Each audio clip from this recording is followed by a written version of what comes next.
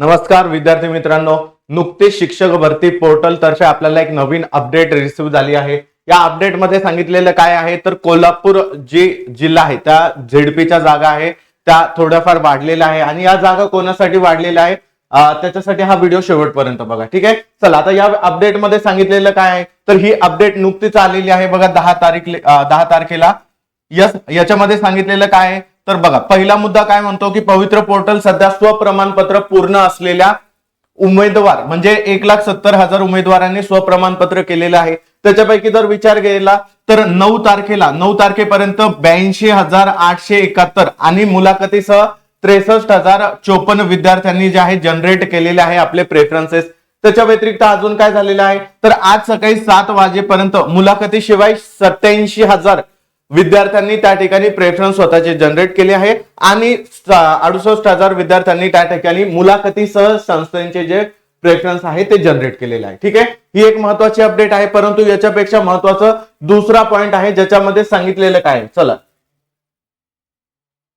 या पॉइंटकडे लक्ष द्यायचं आहे सगळ्यांनी। तर जिल्हा परिषद कोल्हापूर यांनी कळविल्यानुसार सामाजिक व समांतर आरक्षणात अंशतः बदल करण्यात आलेला आहे, म्हणजे थोडाफार याच्यामध्ये बदल करण्यात आलेला आहे। मग हा बदल नेमका कोणासाठी असणार आहे ते जाणून घ्या आणि जर तुमच्या कॅटेगरीनुसार जर बदल झालेला आहे तरच तुम्ही प्रेफरन्स वापस जनरेट करा, अन्यथा करू नका, कारण की साइट वरती खूप जास्त लोड आहे। तुम्ही डिलीट करशाल वापस त्या ठिकाणी जनरेट व्हायला वेळ लागतोय, त्याच्यामुळे जर तुमच्याकडे पेशन्स असेल तर नक्की डिलीट करून वापस प्रेफरन्स जनरेट करून घ्या। ठीक आहे, चला आता हे नेमकं कोणाकोणासाठी बदल झालेला आहे बघा, लक्षात घ्या।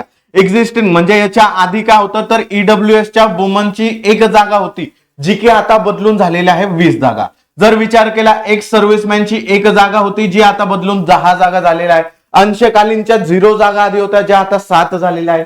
प्रोजेक्ट अफेक्टेडच्या 0 जागा होत्या ज्या 3 झालेल्या आहे। कोणासाठी झालेला आहे तर ईडब्ल्यूएस, फक्त ईडब्ल्यूएस साठी झालेला आहे हा बदल। ठीक आहे, अर्थक्वेक वाल्यांच्या त्या ठिकाणी 0 होत्या आता 3 झालेल्या आहे।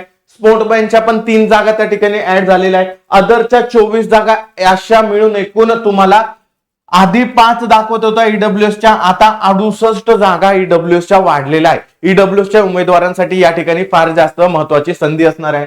त्याच्यानंतर जर विषय केला आणि ह्या सगळ्या जागा कोणासाठी आहे तर मराठी माध्यमासाठी आहे, हे पण एक गोष्ट लक्षात घ्या। चला जनरलच्या जागा कमी झाल्या, जनरलच्या आधी 55 होत्या ज्या आता कमी होऊन 36 झालेल्या आहे वुमन साठी। ठीक आहे, एक सर्व्हिसमॅनच्या जनरलच्या 28 होत्या ज्या आता कमी होऊन 18 झालेल्या आहे। अंशकालीनच्या 18 होत्या ज्या आता 12 झालेल्या आहे।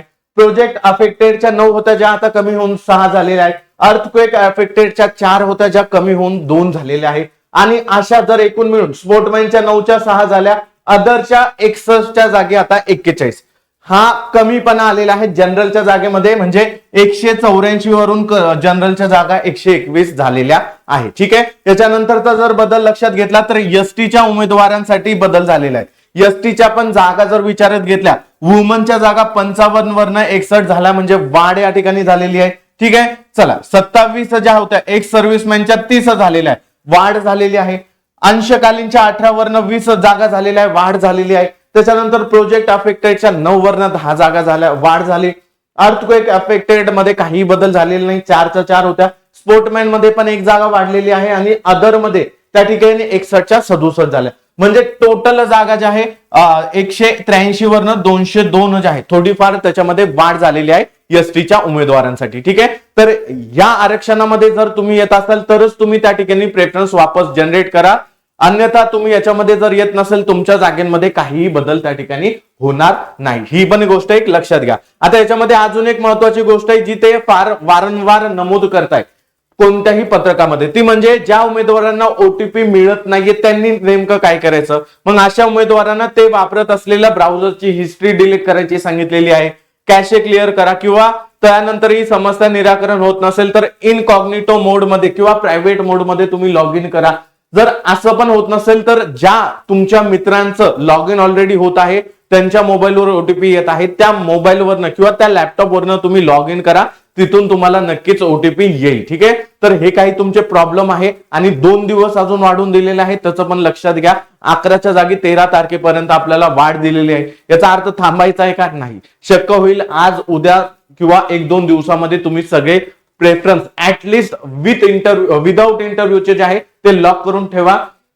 विथ वाळल्याला तुम्ही थोडा वेळ घेतला तरी चालेल. ठीक आहे. आता हे सगळे प्रॉब्लेम त्यांच्याकडे नाही, याच्यामध्ये तुमचा दोष नाही, त्याच्यामुळे तुम्ही जास्त टेन्शन घेऊ नका, परंतु लवकरात लवकर करण्याचा त्या ठिकाणी प्रयत्न करा. ठीक आहे. ही माहिती तुम्हाला कशी वाटली नक्की मला कमेंटमध्ये सांगा. भेटूया आता नेक्स्ट व्हिडिओमध्ये. तोपर्यंत धन्यवाद.